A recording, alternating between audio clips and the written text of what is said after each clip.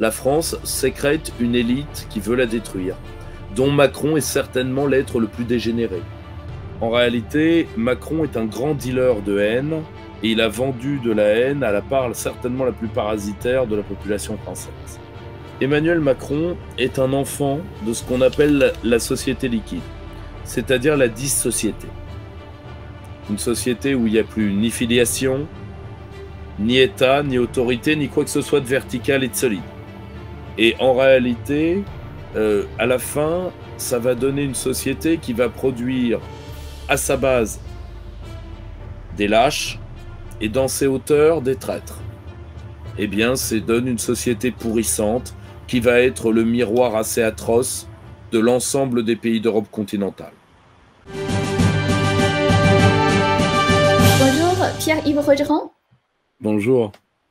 Et bienvenue à nouveau dans l'émission Esprit français. Merci. Et donc, en fait, aujourd'hui, nous allons parler 3 sujets au début. C'est les élections présidentielles, après la guerre en Ukraine. Et à la fin, on va parler aussi de ses conséquences pour la France. Très bien. Et tout au début, en fait, ce lundi 14 mars, c'est le premier rendez-vous des candidats présidentiels à la télé. Mais Macron refuse le débat et il impose ses conditions. Et du coup, il n'y a pas de débat, vraiment, le débat. Donc, quel est votre commentaire sur ça? C'est assez simple. Emmanuel Macron sait très bien que nous sommes dans un des 2 types d'élections présidentielles. Les 2 types d'élections présidentielles en France, c'est soit le candidat sortant, le président sortant se représente, soit il ne se représente pas. Bon. C'est pas la même campagne. Quand il n'y a que des nouveaux candidats, la campagne est longue, elle est très débattue. Quand elle est sur la réélection du président sortant, elle est courte. Généralement, d'ailleurs, elle est assez ennuyeuse. Et pour sortir de l'ennui, elle arrive à être assez grégaire, voire assez violente. Rappelez-vous, face à Nicolas Sarkozy lors de sa tentative échouée de 2e mandat, le seul qui a réussi à passer d'ailleurs la barre de les seuls qui ont été réélus, généralement, ça s'est d'ailleurs pas très bien passé. On voit le vieillissement du 2e mandat Chirac, le pourrissement du 2e mandat Mitterrand. Donc, si vous voulez, c'est toujours des élections, avec l'élection où il y a la candidature du président sortant, des élections qui sont très, très particulières en France et qui déjà mettent une sorte de mauvaise ambiance ou de mauvaise aura. À cela, Emmanuel Macron ajoute sa touche personnelle de mépris. Donc, comme, si vous voulez, il a toujours méprisé la représentation populaire. Il a d'ailleurs assez lourdement méprisé le rôle du Parlement. Donc, il se dit, comme ce qu'il est profondément, c'est-à-dire un grand adolescent trop gâté, je le vaux bien et puis c'est tout. Je n'arriverai qu'à la fin. Et donc, évidemment, j'escamote l'enjeu d'une présidentielle avec président sortant, qui est le bilan du président sortant. Or, Emmanuel Macron, vu le bilan qu'il a, préfère ne pas le défendre du tout, plutôt que d'essuyer les critiques. C'est une stratégie qui peut-être participera à sa réélection, mais qui lui garantira quand même un second mandat très difficile. Comme Gérard Larcher l'a souligné, pour que Gérard Larcher puisse souligner quelque chose, c'est que c'est assez évident, parce que c'est pas un personnage d'une grande subtilité. Emmanuel Macron veut enjamber la présidentielle, il sera en déficit constant de légitimité, mais vous me direz, Emmanuel Macron est déjà l'homme qui est dans une part non négligeable des électeurs français qui leur a volé leur élection, l'électorat de François Fillon. Donc, le déficit de légitimité, Macron connaît, je pense que ça l'atteint pas, mais à la fin, quand on joue avec la concorde civique, on finit par jouer avec la paix publique. Et ça, c'est un risque qu'Emmanuel Macron prend et dont il devra répondre devant l'histoire. Mais selon les sondages, en fait, selon tous les sondages, Macron est largement en tête. Et c'est pourquoi, en fait, selon vous? C'est assez simple. Il est en tête pour une seule raison. Il a disons, exciter une classe sociale qui est à la fois les riches et les vieux. Macron reste ce qu'il a toujours été, c'est-à-dire le jeune président des vieux. Or, il excite ceux qu'on appelle les boomers, alors boomers mentaux ou boomers physiques, c'est-à-dire des gens qui sont âgés, pour beaucoup, qui ont de l'argent, qui ont très peu de rapport avec la réalité de la société française. Parce que souvent, c'est des gens qui sont en plus médias dépendants, donc c'est eux qui passent 6 heures à 7 heures par jour devant la télé. Ça, ce qui est le cas des retraités. Et d'ailleurs, il y avait eu un sondage qui avait été commenté par Marianne, qui sont les électeurs de Macron. Eh bien, ce sont des gens qui vont voter, mais qui ne s'intéressent pas à la politique, qui n'y connaissent rien, et qui vont voter sur la base de leurs intérêts et non sur la base du collectif. Non, ce sont ce qu'on appelle communément en médecine ou en éthologie des parasites. C'est-à-dire des gens qui vivent au détriment d'un corps sain. Et il est tout à fait normal que ces gens s'accrochent à leur candidat parce que il a été le seul à leur donner. Vous savez, chez Orwell, Big Brother donne tous les jours ce qu'on appelle la minute de la haine. Eh bien, Macron leur a donné des gens à haïr, c'est-à-dire les gilets jaunes, les petites gens, les braves gens, les gens qui voulaient pas faire piquer leurs enfants, etc. Donc, en réalité, Macron est un grand dealer de haine et il a vendu de la haine à la part certainement la plus parasitaire de la population française. Donc, c'est ce qui explique qu'il soit aussi haut, mais en fait, il est haut pourquoi ? Il est haut parce qu'il a pris l'ancien électorat du Parti socialiste, l'électorat du centre droit. Bon, ok, il a réuni la bourgeoisie. Oui, la bourgeoisie, ça fait 30% en France. Oui, d'accord. Le problème, c'est que je vais vous dire une chose simple. Vous prenez le camp national, qui représente la frange de la population travailleuse et populaire, ce qui est les ennemis de ces gens-là. Bah, c'est les 20% de Marine Le Pen plus les 11% d'Éric Zemmour. Bah, ça fait 31. Il n'y aurait pas deux candidats nationaux, mais un seul. Eh bien, Macron serait à 30 et le camp national serait à 30 aussi, vous voyez. Ça n'a pas de... Moi, ça ne m'impressionne pas. D'accord. Et pour certains candidats, ils disent que cette année, c'est très difficile pour la campagne.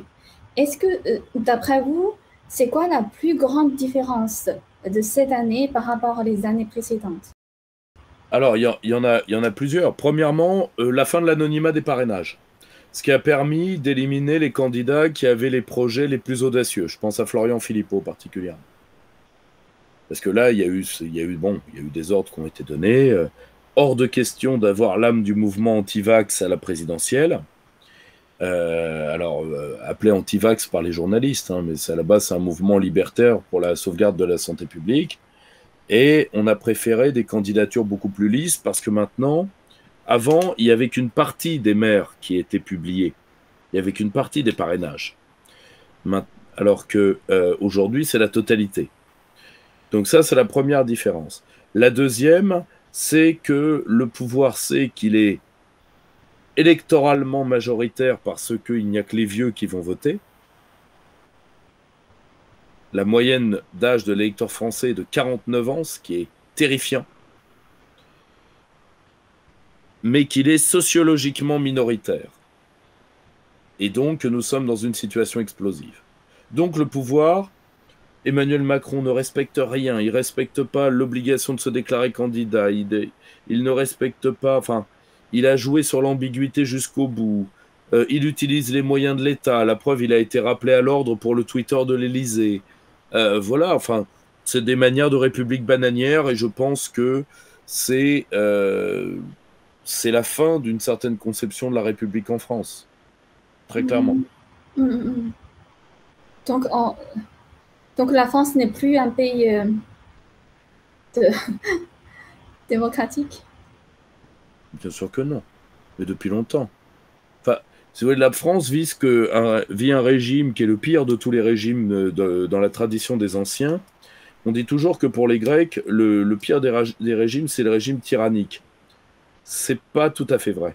Il y a un régime encore pire qui est la tyrannie xénocratique, c'est-à-dire la tyrannie exercée pour le compte de l'étranger. Or, aujourd'hui, c'est ce que vit la France. La France est dirigée depuis Berlin, Bruxelles et Francfort. Et pour sa défense, depuis Washington. Donc ça fait...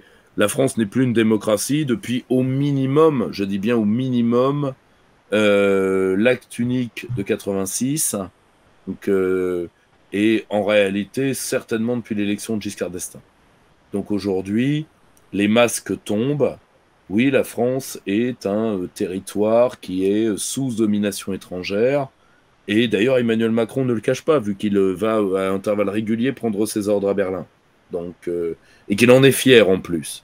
C'est-à-dire que, si vous voulez, il a pris de Laval ou de Pétain, il a pris le parti de Laval. Donc, c'est-à-dire obéissant et fier. Là où les autres étaient obéissants, mais vous voyez, grommelants. Donc voilà, la France n'a plus de leçons de démocratie à donner à qui que ce soit, comme aucun pays d'Europe de l'Ouest d'ailleurs, à l'exception de la Grande-Bretagne. D'accord. Et de la Suisse. Et vous avez, dans une vidéo très récente que j'ai vue, vous avez dit Macron contre les libertés. Le libéralisme macronien est en train de bousiller la société. Vous pouvez expliquer comment... C'est très simple. Emmanuel Macron... Alors, il y a un très bon livre qui est sorti aux éditions Perspective Libre qui s'appelle « Le président liquide ». Et il y en a un autre qui va être publié juste avant l'élection qui s'appelle « Éparpillé façon puzzle » de Pierre Le Vigan, « Macron contre le peuple et la liberté ». Ce sont deux ouvrages très éclairants. En fait, c'est très simple. Emmanuel Macron est un enfant de ce qu'on appelle la société liquide, c'est-à-dire la dissociété. Une société où il n'y a plus ni filiation, ni État, ni autorité, ni quoi que ce soit de vertical et de solide. Emmanuel Macron est à la fois un symptôme et un accélérateur, si vous voulez. C'est pas lui qui a créé ce système, il en est né, et il amplifie le système parce qu'il sait faire que ça. Et en réalité, à la fin, ça va donner une société qui va produire à sa base des lâches et dans ses hauteurs des traîtres. Aussi lâches, mais traîtres en plus. Et à la fin, eh bien, vous avez ce qu'on appelle la tyrannie anomique, selon les mots d'un auteur américain, c'est-à-dire la dissociété en bas et la xénocratie en haut. C'est-à-dire une société structurellement dysfonctionnelle dont le principal lien humain est la haine interpersonnelle. Mais comme les gens sont trop lâches, trop apathiques, eh bien, ça donne une société pourrissante qui va être le miroir assez atroce de l'ensemble des pays d'Europe continentale. Malheureusement. Et d'une partie de l'Occident dégénéré, je pense au principal go-between de M. Macron, qui est le sémillant et non moins sénescent M. Trudeau. Voilà. Donc c'est peut-être aussi pour ça que vous avez dit, parce que j'ai noté, c'est tellement marqué, c'est vous avez dit Macron, représentant des hommes de la fin des hommes. Tout à fait.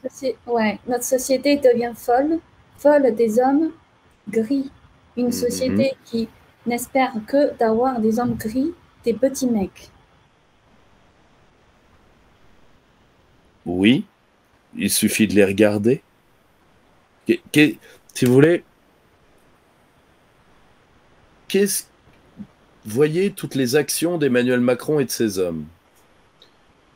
Et de tout l'appareillage, ce qu'on appellerait la superstructure d'un point de vue marxiste. Si vous voulez, les journalistes, les hommes d'affaires qui s'entourent. Quel est leur point commun ? Ce sont des hommes gris. Ce sont des petits mecs. Pas d'œuvre, pas de souffle, pas d'élan. Rien. Pas grand-chose. Juste les hommes de la fin des hommes, c'est-à-dire ce type d'hommes à la fois conformistes, lâches et cruels, qui ont fait former, et cruels parce que lâches. Contrairement à la légende, un homme qui sait se servir d'une arme n'est pas un homme dangereux. Un lâche qui a une arme est un homme dangereux parce qu'il va tirer dans le tas, de peur. Ben, les hommes de Macron, c'est ça. Ils sont ce type d'homme qui a fait que les sociétés, comme les corps humains d'ailleurs, sécrètent. savez, il n'y a pas de pire maladie que quand les défenses immunitaires d'un corps se retournent contre lui. C'est très difficile à guérir et généralement les gens en meurent quand leur corps se retourne contre eux. Eh bien, les nations, c'est pareil. La France sécrète une élite qui veut la détruire, dont Macron est certainement l'être le plus dégénéré, parce qu'il est la vérité d'un phénomène. Voilà. Donc, je pense d'autres pays ont créé ça avant nous. Hein, vous savez, la chute de l'Empire austro-hongrois, c'était des gens comme ça. Tous les États qui s'effondrent connaissent ça. Et la France connaît ça. Voilà, c'est les petits mecs. Ces hommes qui, dans certaines civilisations, le dernier qui sort éteint la lumière. Eh bien là, nous y sommes. Mais regardez la Russie des années 90, la Russie sous Yeltsin. Quand les Russes ont perdu en moyenne 6 ans d'espérance de vie chacun, quand même. Hein. Eh bien, c'était ce genre d'homme-là. Et encore, en un peu mieux, pour vous dire l'étendue du problème. Donc, voilà, l'Occident n'a pas d'ennemis, ou très peu. Il a pourri le cœur des hommes. C'est ça, le véritable ennemi de l'Occident. Ouais. Du coup, c'est ça le plus grave, parce que c'est l'intérieur, vraiment au fond. Bien sûr. C'est si vous voulez, je crois, alors c'est...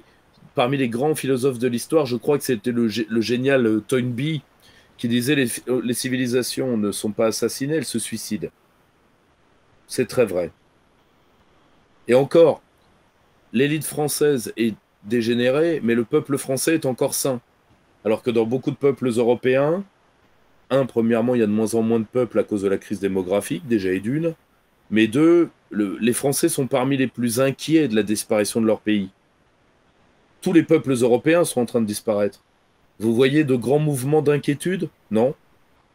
En France, 1/3 des gens qui vont voter dans un mois vont voter parce qu'ils ne veulent pas qu'on leur vole leur pays. C'est pas si mal. Ça prouve que le constat est partagé. Après, on peut me dire que mes mots sont violents, mais est-ce qu'ils sont faux pour autant? Moi, je veux bien qu'on me dise que Jean Castex est un symbole de civilisation avancée, mais il va falloir beaucoup pour me le prouver. Vous voyez? C'est malheureux. Mais prenez un exemple tout bête, ma chère. Il n'y a pas longtemps, la France a enterré un de ses acteurs, qui s'appelait Jean-Paul Belmondo. Bon. Pourquoi les gens ont tellement pleuré cet homme? Parce qu'il représentait la France d'avant. Mais d'avant quoi? La France d'avant, ça veut rien dire. La France d'avant quoi? La France d'avant ces gens-là. La France des hommes courageux, souriants, où il faisait bon vivre. C'est-à-dire avant la dictature des petits mecs, dont M. Macron est un exemple assez avancé, mais vous en avez un autre qui est bien dans son gouvernement, qui est M. Véran, qui lui est un homme gris de toute première facture. Voilà. Si vraiment l'Occident est détruit, eh bien, ces hommes sont les hommes de l'avenir. Voilà. Mais d'après vous, comment ça se fait, en fait, les hommes courageux ont laissé la place au pouvoir, les hommes gris et les hommes petits? Très simple. Ouais. La xénocratie, c'est-à-dire que d'abord, on a donné le pouvoir à des gens, on a donné le pouvoir d'abord à l'Union européenne et au marché, c'est-à-dire à deux formes qui ne connaissent ni l'épreuve, par nature, ni la légitimité. Le pouvoir est une épreuve, ma chère. Quand on ne conçoit pas le pouvoir comme une épreuve, quand on le conçoit comme une jouissance, quand on ne conçoit pas le pouvoir comme un service, mais comme une rente, eh bien, il est normal qu'on devienne un petit souverain. Et que fait un petit souverain? Il s'entoure de petits mecs qui sont encore moins bons que lui. Et que vont faire ces petits mecs? Ils vont s'entourer de mecs encore plus petits. Vous voyez? Pour ne pas perdre le pouvoir. Et à la fin, vous avez un système qu'un très grand philosophe canadien appelait la médiocratie. Voilà. Et la médiocratie est profondément le ciment de toute l'exénocratie, et particulièrement des xénocraties impériales. Le régime dans lequel nous sommes aujourd'hui. Et tout à l'heure, justement, vous avez dit, il y a le peuple encore sain. En partie, oui. En très grande partie, oui. En partie, oui. Et ça m'a pensé le mouvement Gilets jaunes, le mouvement social Gilets jaunes. Bien sûr. Bien sûr. J'ai demandé, en fait, apparemment, la majorité des Gilets jaunes va voter pour Mélenchon. Quelle est votre analyse, en fait? Est-ce que le président Mélenchon, ce sera mieux que le président Macron? Alors, en tout cas, moi, je le dis, si ça se joue entre Mélenchon et Macron, moi, je vote Mélenchon. C'est qu'est net. Parce que tout, plutôt qu'un désaxé européiste. Or, le problème de Jean-Luc Mélenchon, il est toujours le même. C'est la part en lui de l'homme de gauche et la part en lui de l'homme d'État. Parce que chez lui, il y a une part d'homme d'État. Ça, j'en suis intimement persuadé. Son avis très posé sur les questions internationales, son acuité sur les questions de défense. Ce qu'il a dit il n'y a pas longtemps, qui lui a été reproché par un journaliste idiot, ce qui en France est un pléonasme. Et il a dit personne n'assurera notre défense, la France se défendra toute seule si elle est attaquée, et celui qui attaquera la France, si j'en suis le président, aura une réponse immédiate et cruelle. On lui dit, mais une réponse nucléaire, il dit la réponse sera ce qu'elle doit être. Eh bien, il a compris notre système de défense. Qui touche à nos frontières verra son pays brûler. C'est la doctrine que le général de Gaulle a posée. Or, et c'est d'ailleurs pour ça que personne ne vient trop nous chatouiller grâce à notre arme atomique. Donc, ce qui ne nous empêche pas d'avoir quand même la première armée européenne en termes du continent. Et la première ex aequo avec nos amis britanniques. Or, le problème, ma chère, c'est que Mélenchon, c'est qu'il n'a pas les hommes. Il est entouré de gens qui sont profondément soit des buts témoins d'une pensée post-gauchiste totalement dépassée, soit des gens qui sont des agents étrangers eux-mêmes parce que soit indigénistes, soit, disons, comme souvent les indigénistes, à la botte des Américains. Ce n'est pas le pire de la vie politique française, de loin. Je préfère ça à Castaner, je préfère ça à Taubira, je préfère ça à Pécresse, je préfère ça à une partie non négligeable des états-majors du camp dit national. Mais, pour ma part, Mélenchon ne pourra pas se relever parce qu'il n'a pas compris l'exigence de souveraineté. Donc, moi, je soutiens avant tout les miens, je soutiens avant tout ceux qui ont la liberté de la France au cœur, et ça n'a pas été totalement le cas de Jean-Luc Mélenchon ces dernières années. Pourquoi? Parce qu'entre l'homme d'État et le gauchiste, il n'a pas encore choisi. Et à 70 ans, il est peut-être temps de choisir son destin. Tout à l'heure, justement, vous avez parlé de la gauchiste. J'ai remarqué, en fait, parmi les 12 candidats, il y a 6 de gauche, 4 de droite. Et aussi, pour les candidats, par exemple, d'extrême gauche ou gauche radicale, ils ont leur parrainage assez facilement, en tout cas par rapport aux candidats extrême droite ou conservateurs. En fait, eux, ils ont beaucoup de mal, en fait, pour obtenir les parrainages. Tout à fait. Et selon vous, pourquoi, en fait? Parce que, tout simplement, ils ont des fromages, ce qu'on appelle des fromages, c'est-à-dire qu'ils ont un certain nombre d'élus qui sont élus sur des listes PS, etc., qui leur donnent des parrainages. Ce sont des partis où il y a plus de cadres que de militants. Vous voyez, lutte ouvrière, ça n'existe que parce qu'ils ont des élus qui sont élus dans des listes de gauche, point. Il n'y a plus d'électeurs à lutte ouvrière, depuis longtemps. Il n'y a plus d'électeurs chez M. Poutou. Si sympathique, M. Poutou.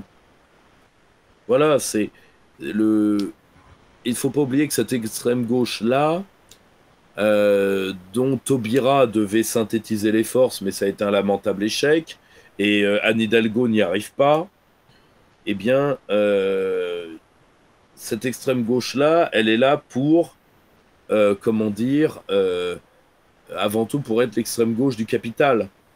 C'est-à-dire qu'elle est là pour éviter à tout prix la naissance d'un mouvement de gauche patriotique ou national.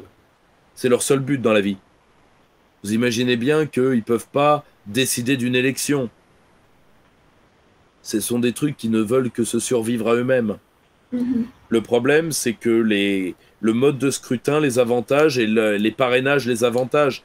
Parce que eux, que des maires de gauche les parrainent, personne ne va aller les embêter. Alors que maintenant qu'il n'y a plus d'anonymat, vous parrainez Éric Zemmour, par exemple. Eh bien, vous allez avoir des ennuis si vous êtes un petit maire de province avec votre intercommunalité. Vous allez avoir des ennuis avec le député du coin. Vous allez avoir des ennuis avec une partie de vos électeurs si vous avez des cités ou des banlieues. C'est pour ça qu'il faut liquider le système des parrainages. Il faut aller vers le parrainage citoyen. C'est-à-dire, selon la situation que vous décrivez, c'est-à-dire si un maire qui est parrainé pour un candidat conservateur ou extrême droite, il a risqué d'être agressé par... Ah bah s'il a des gauchistes ou de la racaille sur sa commune, c'est déjà arrivé. Vous vous rendez compte que les maires sont... Le parrainage n'avait de sens. Je vous rappelle que au tout début de la Ve République, les parrainages, il y en avait entre 50 et 100. C'était tout à fait gérable. Hein. On a mis 500 parrainages, je crois, à l'époque Pompidou-Giscard. Mais sous le général de Gaulle, il y avait eu 6 candidats qui avaient une égalité de temps de parole totale et qui étaient... qui avait eu, je crois, 50 parrainages. C'est-à-dire rien, il y a 36 000 élus en France. Alors, soit on oblige les élus à donner un parrainage, c'est-à-dire vous pouvez parrainer qui vous voulez, mais vous parrainez quelqu'un, soit on donne le parrainage citoyen. Moi, je suis plutôt pour le parrainage citoyen. D'accord. Parce qu'en gros, c'est-à-dire maintenant, le système, c'est plus qui est le plus loyal, qui est le plus violent, qui peut obtenir le plus... Bah, disons que l'extrême gauche en France est violente pour une seule raison. Elle n'a jamais été traitée policièrement en dehors des attentats d'action directe. Elle n'a jamais été traitée policièrement.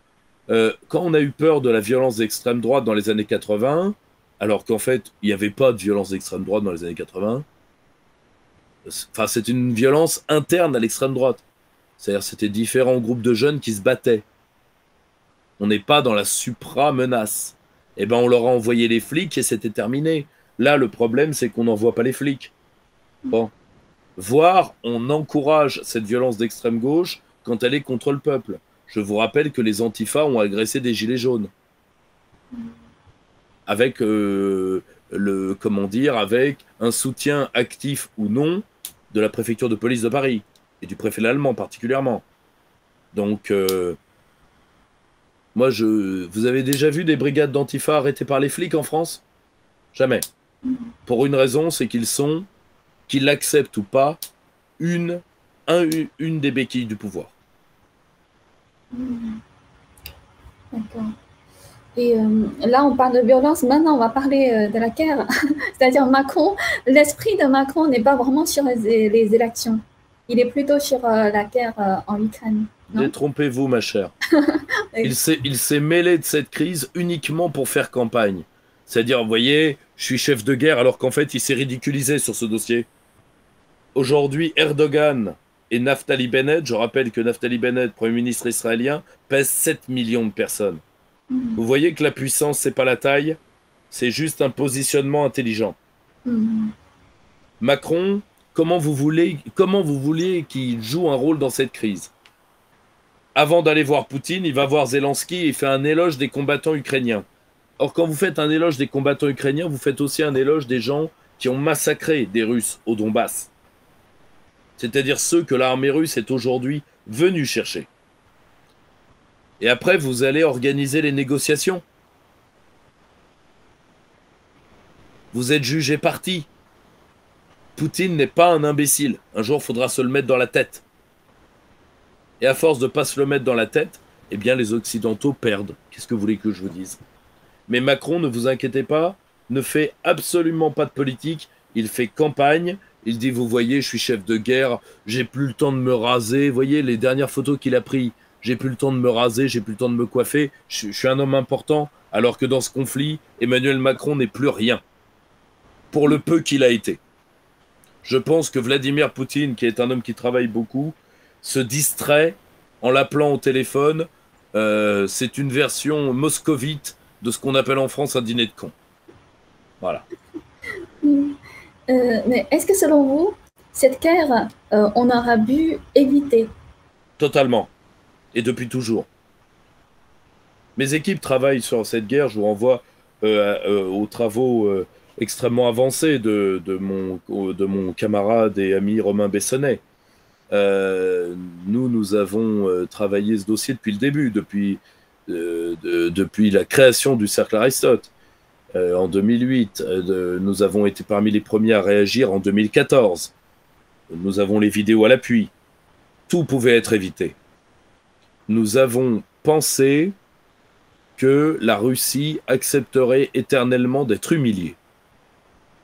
Or, le mépris est un mode de rapport à l'autre, entre humains ou entre nations, que vous ne pouvez vivre qu'à une seule condition. Vous pouvez être méprisant, prenons dans la vie sociale, vous pouvez être méprisant avec les gens si vous êtes dans un rapport de force positif pour vous, et que vous maintenez positif. C'est-à-dire, tant que vous êtes le plus fort, vous pouvez vous permettre le mépris. L'Occident ne peut plus se le permettre. Je vous rappelle que démographiquement comme économiquement, le G7 recule d'année en année dans la part de l'économie monde. À un moment, il va peut-être falloir être un tout petit peu plus rond, un tout petit peu plus ouvert et un tout petit peu plus respectueux. Vladimir Poutine a tout tenté pour que les accords de Minsk soient respectés. La France et l'Allemagne, qui étaient États partis, comme la Russie, enfin État parti mais non signataire. Je vous rappelle que l'accord de Minsk n'est signé que par les républiques de Donetsk et de Lugansk et l'État kievien. Nous devions faire respecter cet accord, nous ne l'avons pas fait. Eh bien, aujourd'hui, nous le payons. Mais est-ce que vous pensez que cette guerre peut provoquer la fin de puissance de la Russie? Non, bien sûr que non. Pourquoi? Avec toutes les sanctions, tous les problèmes. Les sanctions, parlons des sanctions, ça va être rigolo. Il y a 3 types de sanctions. Les sanctions personnelles. Ah, on a piqué un yacht à un milliardaire russe. Mais Poutine vous embrasse sur les 2 joues, ma chère, pour faire ça. Vous savez pourquoi? Poutine demande aux hommes riches de Russie de mettre leurs capitaux en Russie. Eh bien, si on leur pique à l'extérieur, vous lui rendez service à Poutine. Le problème, c'est que l'Occident pense que l'ère coloniale n'est pas finie. Et pense que l'Asie, l'Amérique latine, l'Afrique, l'Eurasie n'a pas de pensée. Mais les Russes pensent. Cette guerre est très bien pensée. C'est une agression, elle est condamnable, tout ce que vous voulez. Mais Poutine n'est pas fou. Voyons. Pourquoi l'Occident détermine qu'à chaque fois quelqu'un est en désaccord avec vous, il faut qu'il soit fou? Résultat, mis à part les Occidentaux, vous vous rendez compte qu'il y a sur cette terre, de 7 milliards d'habitants, il y a 6 milliards de fous. Il y a quelque chose qui ne colle pas. Vous voyez? Or, qu'est-ce que vous allez sanctionner d'autre? Vous allez... Ah, on lui a piqué ses réserves de change par la BCE. Oh, c'est bien ça. Résultat, il va investir en or. Bravo. Lors des sanctions de 2014, on a sanctionné le système agricole russe. Et Poutine n'arrivait pas à réformer l'agriculture russe. Eh bien, grâce aux sanctions, il en a fait la première exportateur mondial de blé. Merci. Et là, regardez les sanctions extraordinaires. On va leur interdire Netflix, les films porno, McDo. C'est-à-dire, on veut leur interdire la malbouffe, la pornographie, etc. Tout ce que fait l'Occident, quoi. Ah, que de sanctions, vraiment. Et Mais bien sûr que non. Vous savez qui va être sanctionné? Les sanctions de 2014 ont été payées pour 1 milliard d'euros par an par les agriculteurs français. Voilà le sang que M. Le Maire a sur les mains. Mais ne vous inquiétez pas, la Russie, n'en souffrira pas beaucoup, mais deux, je vais vous dire, pour le peu qu'elle souffrira, eh bien, elle a un allié extrêmement puissant qui pourvoira à tout. La Chine.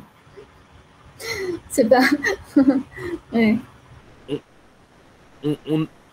Moi, si vous voulez, j'ai l'air amusé, mais je ne me réjouis absolument pas de ce qui se passe. C'est d'un gâchis. Le problème, c'est que moi, j'aime bien essayer d'avoir de temps en temps un rapport joyeux au monde. Hein, bon. Hein, j'aime bien être content. Or, si vous voulez, comment je vais vous dire ça? Nous avons poussé la Russie dans les bras de la Chine et nous allons le payer très lourdement. Tout à fait. Mais d'avoir l'ignorance à la fois de la puissance chinoise et de la puissance russe, vous savez, à un moment, j'aime passionnément mon pays, mais je ne soutiens mon gouvernement que quand il le mérite, et c'est pas le cas maintenant.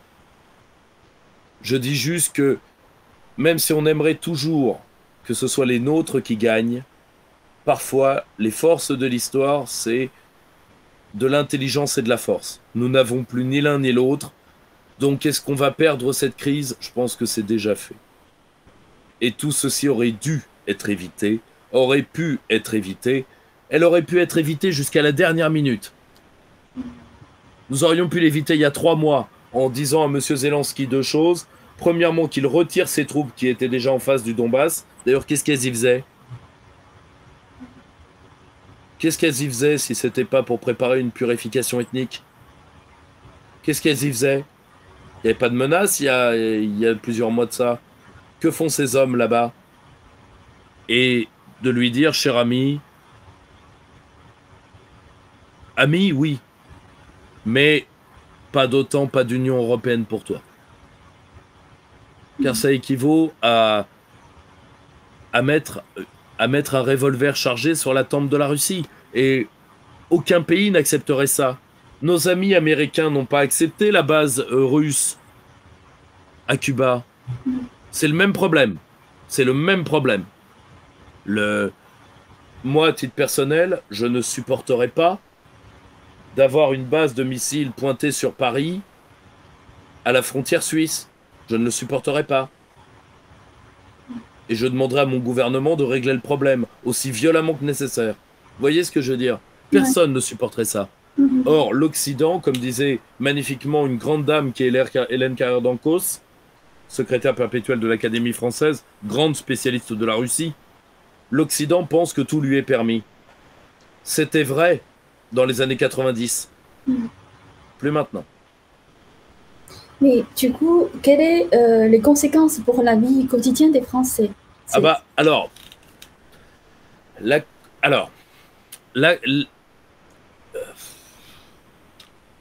la conséquence, ça va être principalement qu'il va avoir encore plus d'inflation. Mais l'inflation ne vient pas du tout en elle-même du conflit avec la Russie. L'inflation est là depuis plusieurs mois. Nous en avions traité sur la chaîne du Cercle Aristote sur YouTube et dans notre Discord de production, avec un spécialiste de l'inflation qui est Alexandre Lohmann et avec mon camarade Charles-Henri Gallois. Or, la mondialisation aujourd'hui a sécrété de l'inflation. Parce qu'on a injecté, vous avez reçu, je crois, Charles Gave, grand spécialiste de ça, et mon ami Pierre Jovanovic, on a injecté de la monnaie à plus savoir qu'en faire pour soutenir un système bancaire occidental qui n'est pas moribond, qui est déjà mort. Pour preuve, les banques ne se prêtent toujours pas, alors que la crise de 2007 est loin quand même. Hein. On est en 2022. Tout simplement parce que les banques centrales font vivre artificiellement le marché. Le monde financier occidental est perfusé à l'argent. C'est de l'argent non productif. Et bien un jour ou l'autre, on le paye sous forme d'inflation. Et encore, c'est même pas le plus qu'on est en train de payer parce que cette masse d'argent colossale, on est de l'ordre de À une époque, on avait chiffré des choses délirantes, 15 000 milliards, enfin, truc. Bon. Délirant. Il y a les hors bilan, les machins, personne ne sait combien. Toute cette masse d'argent, elle est en termes de circulation de la monnaie, elle circule très peu. Le jour où ce serpent de mer va se réveiller, ça va être encore pire. Mais vous avez un peu de ça. Et surtout, vous avez le fait que la mondialisation a fait naître un mode de production qui est le juste à temps. Zéro stock, zéro délai, zéro machin. Eh bien aujourd'hui, ce système se grippe. Voilà, c'est aussi simple que ça. Il fallait pas mettre l'usine du monde au même endroit. Il fallait pas faire la gestion délirante du Covid. Il fallait pas faire tout ça. Eh bien, croyez-moi qu'on va le payer. Et la guerre d'Ukraine ne fait qu'en rajouter une couche. Mais une couche qui va planter sur l'alimentaire, très dangereux. Parce que l'alimentaire, ça veut dire deux choses. Ça veut dire des populations d'Europe de l'Ouest qui vont être fragilisées dans leur modèle alimentaire. Et ça veut dire des populations d'Afrique du Nord qui vont se soulever. Je vous rappelle que la dernière fois qu'on a fait les abrutis sur le marché des commodités alimentaires, ça vous a donné les printemps arabes. Je vous rappelle quand même. Qui sont à la base des révoltes alimentaires, hein, pas des révoltes démocratiques. Hein, personne ne voulait des chars de la Gay Pride à Tunis, ils voulaient du pain. L'Occident a tendance à voir ce qu'il veut voir. Et le problème, c'est ça va se porter sur l'énergie. Or, l'énergie, ça fait augmenter mécaniquement le prix de toute l'économie. Comme le dit très bien Charles Gave, qu'est-ce que c'est de l'économie? C'est de l'énergie transformée. C'est très vrai. Mais est-ce que l'augmentation du prix de l'essence, le prix de l'essence, est-ce que le plus grand gagnant, c'est l'État? Apparemment. Totalement. Selon ce système délirant de surtaxe pétrolière, ça c'est un système qui est délirant. Qui est délirant parce que j'ai toujours trouvé qu'il était beaucoup trop violent vis-à-vis des Français. Moi, que des Français soient pénalisés quand ils consomment des choses qui leur font du mal et qui à la fin sont payées par la collectivité, comme le tabac. Je suis un ancien gros fumeur, je peux me permettre de le dire. Ça, c'est normal, parce qu'à la fin, c'est la collectivité qui paye pour le traitement du cancer. Mais sur les bagnoles, on doit pouvoir liquider très lourdement, parce que ça, on prend les gens à la gorge. Enfin, il faut se rendre compte que la plupart des Français sont des périurbains qui ne peuvent pas être tributaires de la gestion cataclysmique dans certaines municipalités, je pense à Strasbourg notamment, de leur transport public. Je pense à Strasbourg parce que j'y habite. Et deuxièmement, la plupart vivent en petite ruralité ou en périurbain, ils peuvent pas rentrer chez eux à vélo ou quelque folie que ce soit, ils ont besoin de leur bagnole. Or, de ne pas penser à ça quand on est chef d'État prouve qu'il n'y a plus d'État et qu'on n'est pas chef, c'est tout. Est-ce que c'est vrai que le prix de l'essence, il y a 50%, c'est les taxes et le TVA? Plus que ça. Plus que ça. Je ne Ah, saurais pas vous dire précisément. À une époque, il y avait ce qu'on appelle il y a la taxe intérieure sur les produits pétroliers, l'ancienne TIPP. Il y avait à une époque, on avait la TIPP flottante. C'est-à-dire qu'on essayait d'ajuster le prix. Mais ça, on a laissé tomber. Mais il faudrait pouvoir abattre le prix de l'essence. Ce qui, pour un prix qui a plus de 50%, un prix de taxe, n'est pas si difficile que ça. Encore faut-il que ces taxes ne soient pas, comme la TVA sur la restauration, totalement tributaires de Bruxelles. Je vous rappelle que Chirac, pour avoir une réduction de la TVA sur la restauration, il y a mis près de 10 ans de négociations avec les Bruxellois. Et en fait, depuis 2 ans, on a la pandémie, on a le vaccin obligatoire, on a la guerre maintenant. Et je me suis rendu compte de l'impact de politique sur la vie quotidienne des gens. Et c'est-à-dire la sagesse et la compétence des hommes politiques peuvent vraiment décider la vie et la mort de tant de personnes. Oui, c'est ce qui fait le cœur de notre métier. À la base, la politique, ce n'est pas seulement comment dire, de sourire aux gens pour leur faire les poches. Ça, c'est une définition très restreinte de la politique, écœurante de la politique, et très occidentale de la politique. Mais dans certains grands moments, dans des moments de grâce, le tout, c'est que face à ces moments de grâce, il faut qu'il y ait des hommes à la hauteur de l'enjeu, si vous voulez. Or, un De Gaulle, un Churchill, ça ne se décrète pas. Ça peut se secréter, mais ça ne se décrète pas. Eh bien, je pense que dans des grands moments, il y a quelques hommes qui peuvent faire l'affaire. Et c'est là où la politique connaît des moments de grâce. Il ne faut pas oublier que on ne fait, la politique n'a de sens que si le but, c'est de graver la liberté des hommes dans l'histoire. Sinon, la politique n'a pas de sens. Et pour graver la liberté dans l'histoire, il faut bien comprendre que le premier bien du pays, c'est son peuple. C'est pour ça qu'il faut l'instruire, le préparer militairement, lui donner le goût de la liberté et le protéger. C'est théoriquement le cœur de notre métier. Et tant qu'on n'est pas dans ce cœur de métier-là, eh bien, on est l'équivalent la politique devient un petit jeu parlementaire dont le seul but est de capter de l'argent public. Bon, c'est une éthique de voleur de sac à main. Bon, ni plus ni moins. Parce qu'aujourd'hui, et c'est pour ça d'ailleurs que les hommes gris savent faire ça. Parce que fondamentalement, ils ont des âmes de voleurs de sac à main. C'est pas glorieux. C'est même pas des grands méchants. C'est juste des petits mecs. Mais les petits mecs font beaucoup de mal. Beaucoup, beaucoup de mal. Et aujourd'hui, le monde, comme l'histoire est repartie, bien j'espère que du train de l'histoire, les petits mecs tomberont. Parce que ça va tanguer sévère.